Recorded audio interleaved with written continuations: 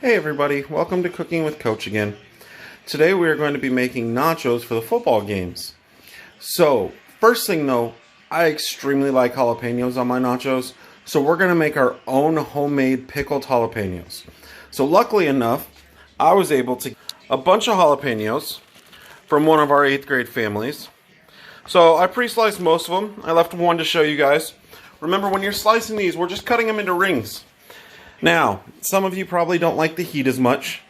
So, remember, the heat comes from the seeds in peppers. So if you want to get rid of the heat, cut it down the side, pick out all those seeds, and reduce some of the heat in those jalapenos. Next thing we're going to do is we're going to take those jalapenos, and we're going to put them into our pickling liquid. This liquid is 1 cup of vinegar, 1 cup of water, 2 smashed garlic cloves, 2 tablespoons of sugar, and a tablespoon of salt. We're going to put all of that in the pot. We're going to bring that pot to a boil. Then I'm going to add my jalapenos to it, turn the heat off, and let them sit for 8 minutes. That's all there is to it. You've got your own jalapenos just like at the baseball field. So my liquid has come to a boil. Over here I've got my jalapenos all set and ready to go.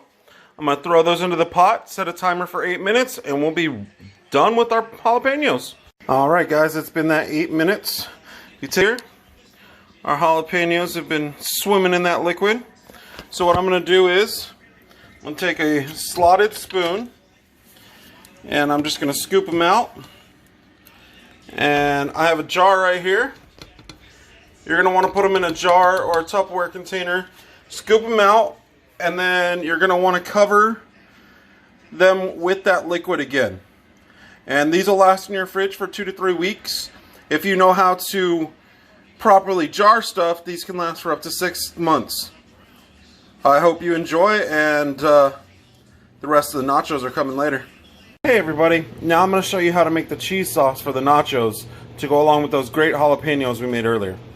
So for this recipe, you're going to need 2 cups of a cup of heavy cream, 2 cups of shredded cheese. I'm going to be using half cheddar, half pepper jack.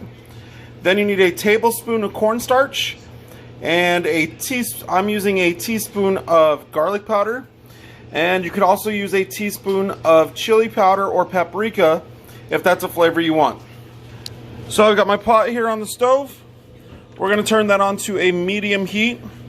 I'm going to add my cream in right away. We are going to bring this up to a boil, then throw everything else in the pot and stir it till it's nice and creamy. Okay, as we can see, we're starting to get a little bit of steam on there. So I'm going to throw in everything else into the pot.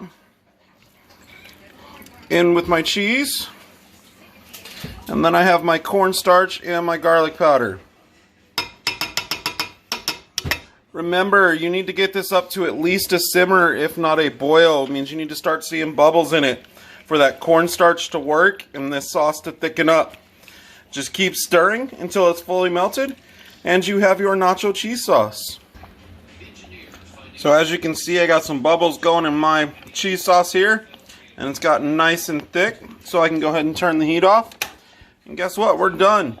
Now all you got to do is add your favorite toppings on top of your chips, throw some cheese sauce off, and those lovely jalapenos, and you got nachos.